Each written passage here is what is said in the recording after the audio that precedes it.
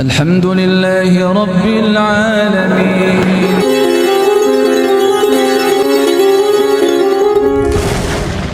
Inilah Bapak Ibu sekalian makna halal bihalal, nggak pakai tema ya Pak, nggak sempat pakai banner tema, tidak masalah. Tapi dimanapun halal bihalal ini adalah dalam rangka mengukuhkan atau mengeratkan tali ukhuwah watoniyah, ukhuwah insaniyah, tidak hanya ukhuwah Islamiyah.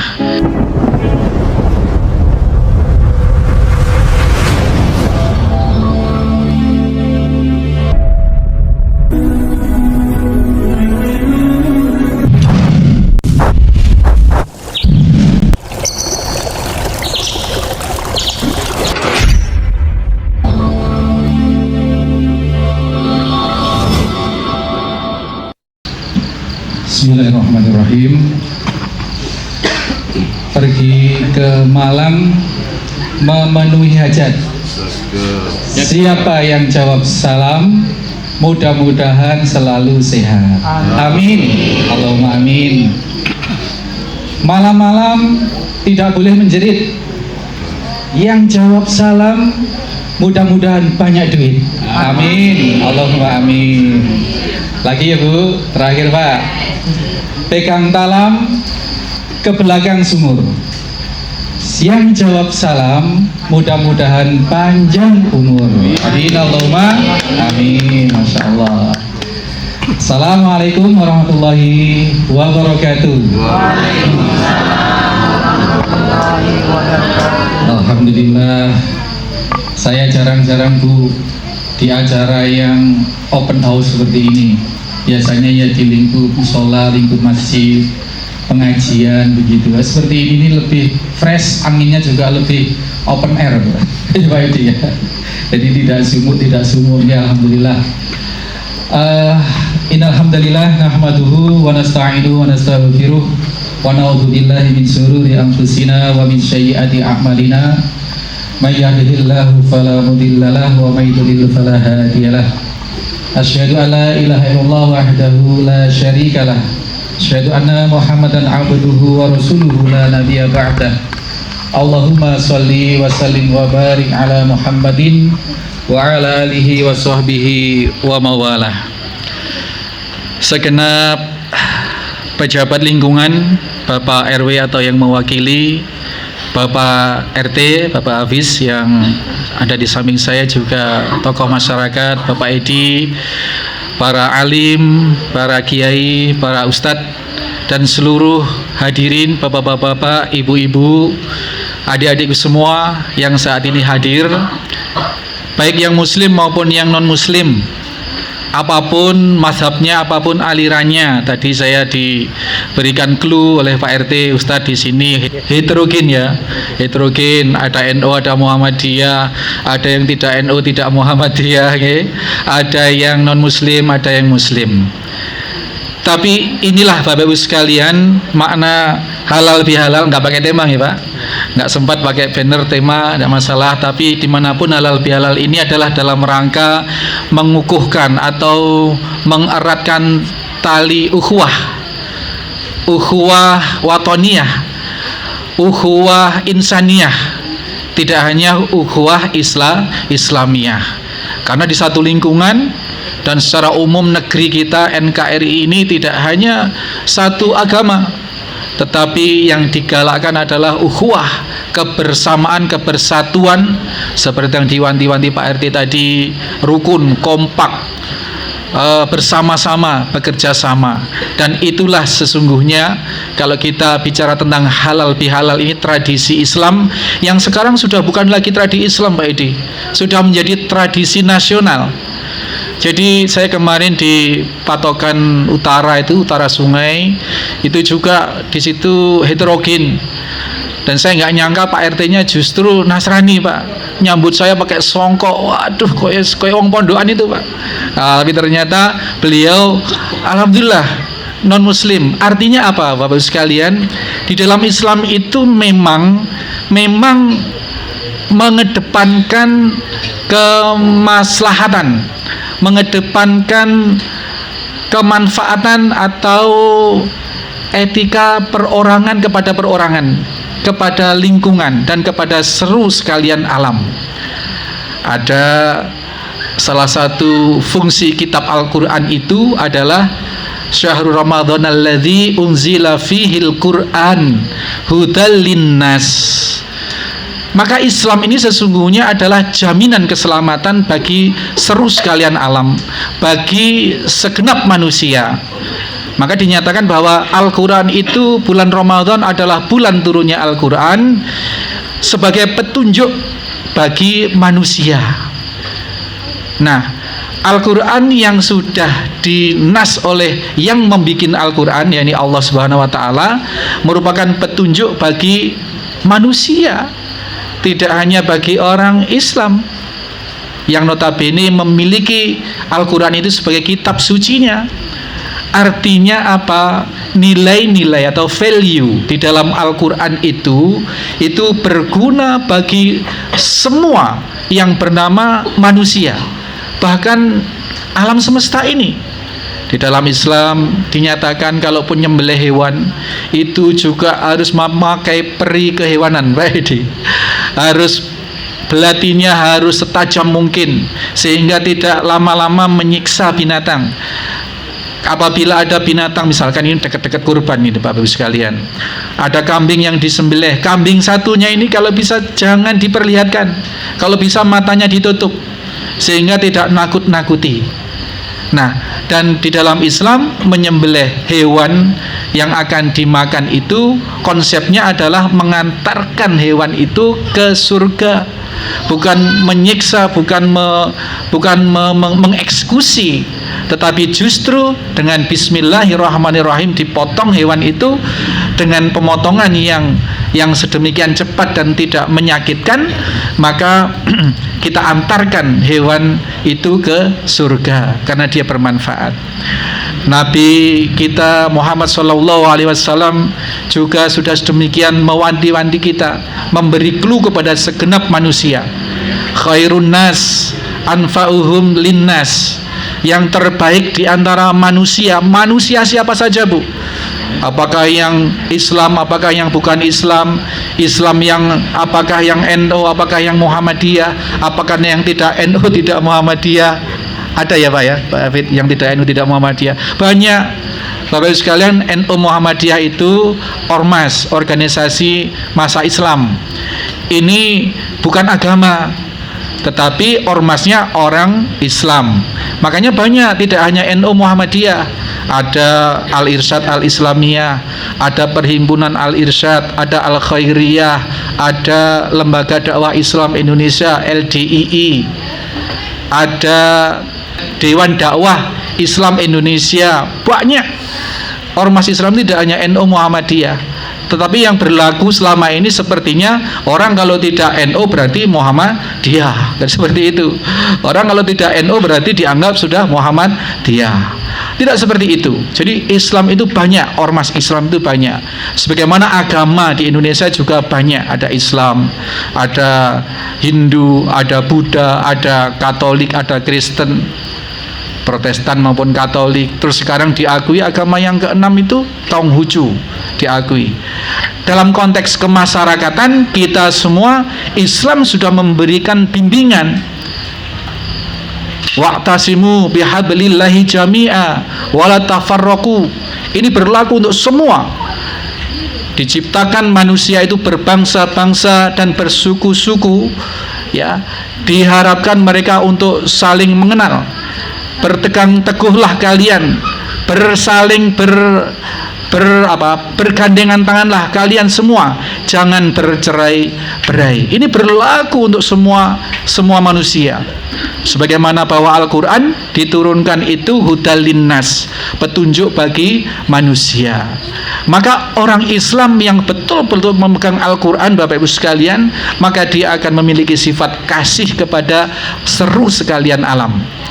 Jangankan manusia, ya, hewan sekalipun, tumbuh-tumbuhan sekalipun tidak ditebang sembarangan, tanah pekarangan tidak dieksploitasi sembarangan, tidak zalim kepada alam semesta ini. Itulah nilai-nilai Islam. Maka kemarin ketika ada Pak RT yang sedemikian kayak santri, Bu, saya kaget betul. Ada yang kenal mungkin Pak Hari, utara sungai sini. Nah, ini kita gambarkan bahwasanya yang terbaik di antara masyarakat ini, ya, bukan kemudian ditunjuk siapa yang Islam, siapa yang bukan Islam, siapa yang NU, siapa yang Muhammadiyah, atau siapa yang apa. Tetapi Nabi betul-betul sudah memberikan garis tegas. Khairun nas anfa'uhum linnas. Kalau ada orang yang di jalan ini berserakan duri, kemudian siapa dia yang paling gercep? Napa Pak gercep? Yang paling peka, yang paling gerak cepat untuk menyingkirkan duri itu dari jalan, dialah orang yang terbaik.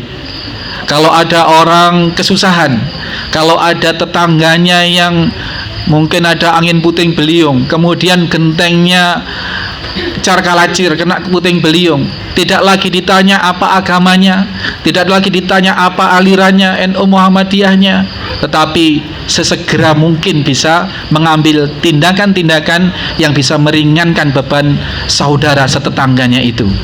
Bapak-Ibu sekalian, kalau di dalam Islam dinyatakan innalladzina amanu walladzina hadu wan nasara wassabiina man amana billahi wal yaumil akhir wa amilas sholihan falahum ajruhum inda rabbihim wala khaufun alaihim walahum yahzanun.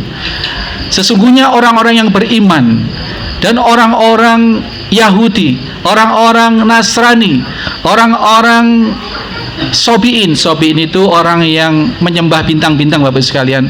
Orang yang menentukan spiritualitasnya itu dari perhitungan bintang-bintang. Mereka semua kalau beriman kepada Allah dan beriman kepada hari akhir, maka dia mendapatkan pahala di sisi Tuhannya. Dan pahala ini efeknya nanti di akhirat. Pahala ini efeknya di akhirat, ganjaran kemudahan di dunia dan di akhirat. Tetapi yang pasti dirasakan adalah wala khaufun alaihim walahum yahzanun. Siapapun dia, apakah Kristen, apakah Buddha, apakah Hindu, apakah NU, apakah Muhammadiyah, kalau dia beriman kepada Tuhan, kepada Allah, dan beriman kepada hari akhir, hari kiamat, artinya dia meyakini bahwa ada kehidupan setelah mati, sehingga dia hati-hati di dalam menjalankan hidup, hati-hati di dalam bermasyarakat, hati-hati tidak menyinggung perasaan tetangganya, hati-hati tidak zalim kepada sesamanya, maka dia mendapatkan pahala di sisi Tuhan. Dan di dunianya la khaufun, tidak punya rasa ketakutan di dalam hatinya, walahum yahzanun, dan dia tidak akan pernah merasakan sedih. Ini konsep, Bu, dan ini untuk semua manusia. Jadi kalau masih ada yang sedih karena saudaranya yang sakit, misalkan orang tuanya sakit tidak sembuh-sembuh, anaknya sakit tidak sembuh-sembuh, ada resepnya di dalam Al-Quran, yakni yakin kepada Tuhan, kepada Allah, kepada hari kiamat. Implementasinya kemudian rajin beribadah, menjaga hubungan baik kepada Tuhannya dan menjaga hubungan baik kepada sesamanya. Maka kesedihan itu akan hilang. Rasa takut kepada yang selain kepada Tuhan tidak ada. Maka hidupnya akan sangat tentram, akan sangat tenang. Maka dalam kebersamaan, berlingkungan seperti ini, Bapak Ibu sekalian, kita sudah tidak akan membeda-bedakan lagi siapa yang membutuhkan uluran simpati dan empati kita, ya, kepada sesama. Ingat, di dalam Islam itu saudara itu ada beberapa level. Ada saudara kandung, saudara, ada saudara seagama, ada saudara setetanggaan. Hitungannya kalau dalam Islam itu 40 ke kanan, 40 ke kiri, 40 ke depan, 40 ke belakang, itu masih saudara. Artinya masih memiliki hak untuk kita berbuat ma'ruf, berbuat baik, termasuk kalau kita punya apa-apa, termasuk kalau kita punya hadiah dan lain sebagainya. Ketiga level saudara kita ini berhak mendapatkan perhatian dari kita. Sebentar lagi di RT 1 RW 2 biasanya menyelenggarakan kurban, Pak. Biasanya menyelenggarakan kurban di musola atau di mana.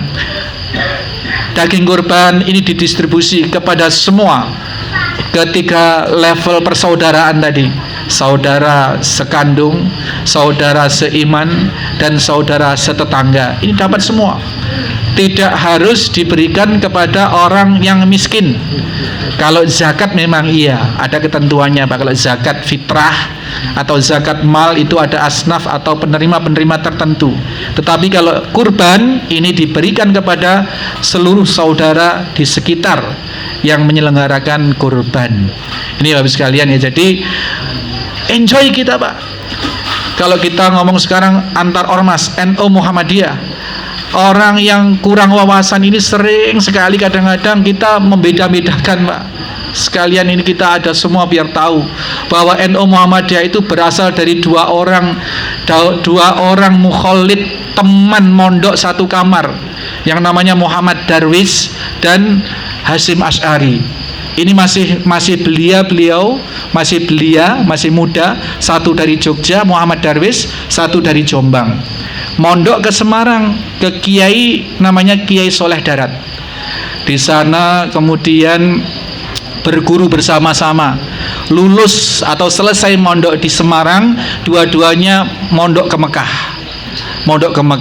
Kemudian pulang jadi ulama. Yang satu mendirikan Muhammadiyah, Muhammad Darwis, kemudian namanya Kiai Haji Ahmad Dahlan, kemudian Kiai Haji Hasyim Asy'ari atau Hadratus Syekh Hasyim Asy'ari ini beberapa tahun kemudian menyusul membuat organisasi Islam namanya Nahdlatul Ulama. Mereka sesaudara, Bu, sesaudara, Pak.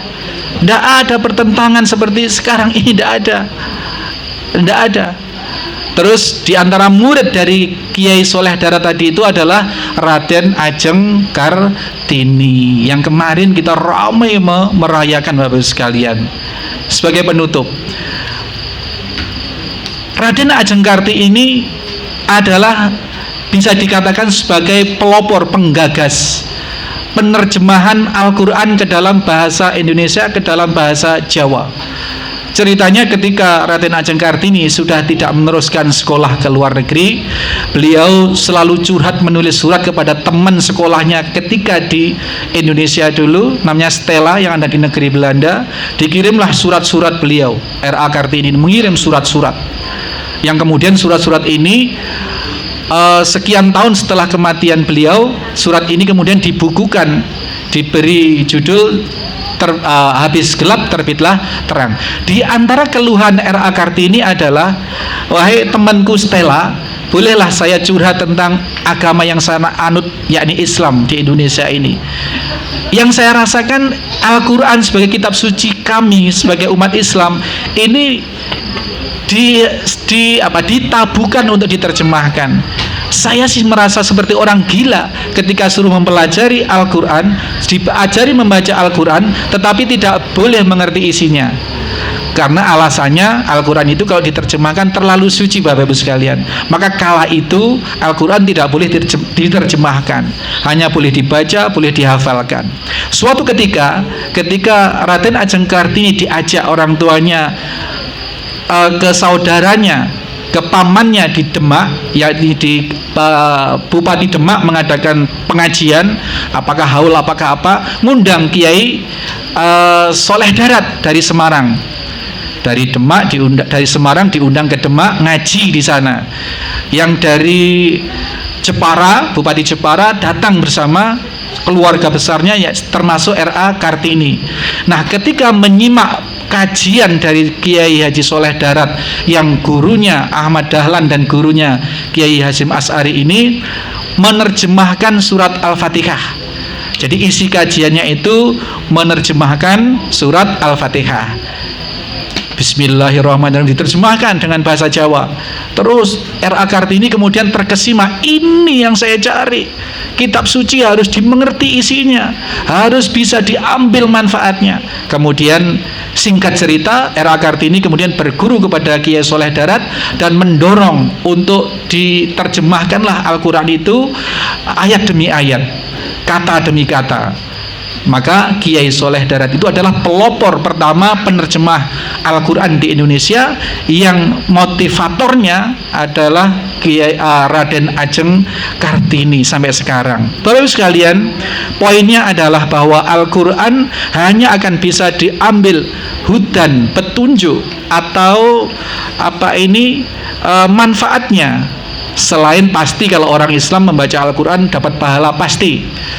Nah, manfaat secara sosial, secara kemanusiaan, secara umum adalah apabila mengerti isinya.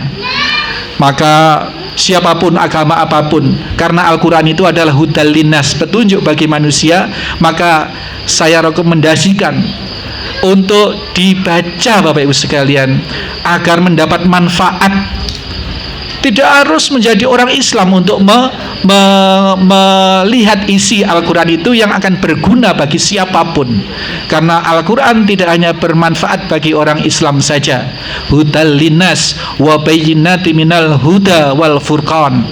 Di situ ada petunjuk bagi segenap manusia, tidak hanya petunjuk tetapi juga uraian detil tentang petunjuk itu, dan ada pembeda mana yang boleh, mana yang tidak boleh secara umum, mana yang baik, mana yang tidak baik. Al-Furqan seperti itu.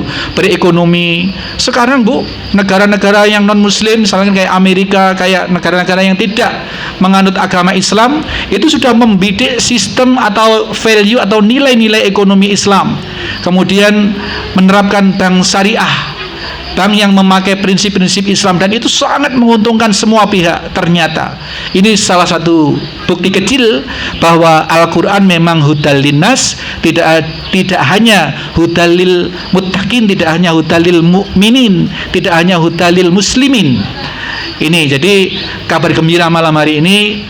Di salah satu dari faedah kita berkumpul bersama-sama antar agama seperti ini, bisa saling tahu bahwa kita ada hak kewajiban masing-masing, tetap dalam frame lakum dinukum waliyatin, agamaku agamaku, agamamu agamamu.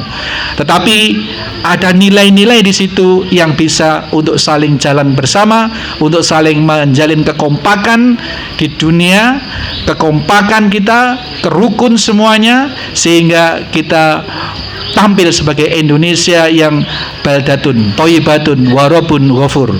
Indonesia yang tentram, patokan RT 1 RW 1 yang kompak, yang rukun, yang guyup seperti malam hari ini. Tidak nyangka bapak-bapak yang non muslim malam hari ini ada di bawah naungan galvalumnya musola. Ini kalau nggak pas halal bihalal nggak mungkin Bapak Ibu sekalian. Jadi hikmah, dan dari sini terbukalah satu percikan-percikan manfaat bahwa Islam itu tidak hanya bermanfaat untuk orang Islam, bahwa Al-Quran itu juga mengayomi semuanya. Islam itu juga membangun kebersamaan, membangun keberlangsungan bersama, kekompakan dan kebermanfaatan bersama. Demikian kurang lebih. Halal bihalal adalah dalam rangka merajut kembali tali kekuatan sosial. Yang pernah salah ataupun yang tidak pernah salah, semuanya mengaku salah. Kalau dalam tradisi Jawa itu ada ketupat, ada kupat, mengaku lepat, dan seterusnya. Kalau diuraikan panjang lebar semalam suntuk gak habis. Tapi mudah-mudahan apapun background kita bersatu di dalam satu lingkungan. Kewajiban kita semua menjaga kekompakan, menjaga kebersamaan, dan menjaga kejayaan lingkungan kita, secara umum Indonesia kita yang kita cintai ini. Demikian Pak RT, Pak Edi, dan Bapak-Bapak Ibu sekalian, mudah-mudahan bermanfaat. Usikum wa nafsi bittaqwallah. Assalamualaikum warahmatullahi wabarakatuh. Bapak Ibu sekalian, kalau sudah ditodong Pak RT sama Pak Edi, saya tidak bisa ini, kanan kiri sudah. Doa sekalian nggih. Bagi yang non muslim, nanti kalau ada kalimat-kalimat Arab yang tidak dimengerti, ya pokoknya itu kebaikan, meminta kepada Tuhan, diaminkan saja nggih Bapak Ibu sekalian. Innallaha wa malaikatahu yusholluna 'alan nabi ya ayyuhalladzina amanu shollu 'alaihi wasallimu taslima. Allahumma sholli 'ala Muhammad wa 'ala ali Muhammad kama shallaita 'ala Ibrahim innaka Hamidum Majid. Allahumma barik 'ala Muhammad wa 'ala ali Muhammad kama barakta 'ala Ibrahim innaka Hamidum Majid. Allahumma inna nas'aluka salamatan fid din wal afiyatan fil jasadi wa ziyadatan fil ilmi wa barakatan fi rizqi wa taubatan qoblal maut wa rahmatan indal maut wa maghfiratan ba'dal maut. Allahumma hawwin alaina fi syakaratil maut wan najata minan nari wal afa inda hisab. Ya Allah, ya Rabb, kami semua yang hadir di acara ini adalah hamba-hambamu ya Allah. Selamatkanlah agama kami ya Allah, tautkanlah hati kami kepada ketuhanan terhadapmu ya Allah, sehingga kami punya harapan keselamatan kelak ketika kami Engkau panggil ke hadiratmu ya Allah. Ya Allah, kami semua siapapun kami yang ada di sini, apapun agama kami yang ada di acara ini ya Allah, sehatkanlah selalu jasmani dan rohani kami ya Allah. Di antara keluarga besar kami ada yang sakit saat ini, sehatkanlah ya Allah. Di antara kita yang hadir saat ini ya Allah, berpotensi terancam oleh penyakit-penyakit tertentu yang masih gejala-gejala maupun yang sudah merasa sakit. Ada yang tidak bisa berdiri dengan tegak ya Allah ya Rabb. Ada yang lutut kami yang sudah terasa linu-linu ya Allah ya Rabb. Atas kasih-Mu sembuhkanlah pada malam hari ini ya Allah. Sembuhkanlah dengan kehendak dan dengan kuasa-Mu ya Allah. Ya Allah ya Rabb, sedemikian pentingnya ilmu bagi kami, maka jadikanlah apa yang kami temui menjadi tambahan ilmu bagi kami yang bisa menjaga hidup mati kami dan menyelamatkan kami dari ilmu itu ya Allah. Ya Allah, berkumpulnya kami di majelis ini, jadikanlah apapun yang kami lihat, yang kami temui, yang kami dengar sebagai tambahan ilmu yang bermanfaat darimu ya Allah. Ya Allah ya Rabb, kami semua di sini membutuhkan perangkat, membutuhkan sarana untuk melanjutkan hidup kami, untuk memperkuat ibadah kepadamu ya Allah. Maka karuniakanlah rizki yang halal, yang thayyib, yang lancar, yang melimpah kepada darimu ya Allah. Ya Allah ya Rabb, di antara kami, saudara keluarga besar kami masih ada yang kesulitan dalam berekonomi, maka mudahkanlah ya Allah. Apabila rezeki kami masih terpendam di dasar bumi, maka munculkanlah ya Allah. Apabila masih Engkau simpan di atas langit, maka turunkanlah ya Allah. Ya Allah ya Rabb, kami semua yang ada di sini adalah manusia-manusia yang Engkau beri kehidupan, dan Engkau yang akan menjamin hidup kami ya Allah, termasuk apabila Engkau kelak berkenan memanggil kami ya Allah. Mudahkanlah sakaratul maut kami ya Allah.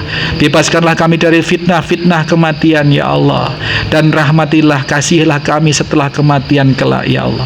Ya Allah, sesungguhnya kami semua yang ada di sini adalah zalim terhadap diri kami sendiri ya Allah, yang apabila Engkau tidak mengampuni kami, maka sungguh kami dari golongan orang-orang yang merugi. Allahumma arinal haqqa haqqa warzuqna tiba'ah wa arinal batila batila warzuqna ijtinaba. Ya Allah ya Rabb, bukakanlah mata hati kami, mata jasad, mata fisik, mata batin kami ya Allah, bahwa kebenaran itu nyata tampak sebagai benar di mata kami, dan berilah kekuatan pada hati kami untuk mengikuti kebenaran itu ya Allah. Dan tampakkanlah kepada kami ya Allah bahwa yang batil, yang buruk, yang jelek itu jelek ya Allah, dan berilah kekuatan hati kami untuk meninggalkan yang buruk itu ya Allah. Rabbana atina fid dunya hasanah wa fil akhirati hasanah wa qina adzabannar. Ya Allah, sesungguhnya kami hidup di dunia dan kelak pasti akan menuju akhirat, maka berilah kami kebaikan dunia dan akhirat. Berilah kesehatan, kebahagiaan lahir batin di dunia kami ya Allah, dan berilah jaminan surga kelak ketika kami Engkau panggil ya Allah. Subhana rabbika rabbil izzati amma yasifun, wassalamun alal mursalin, walhamdulillahi rabbil alamin. Sallallahu al-Fatihah.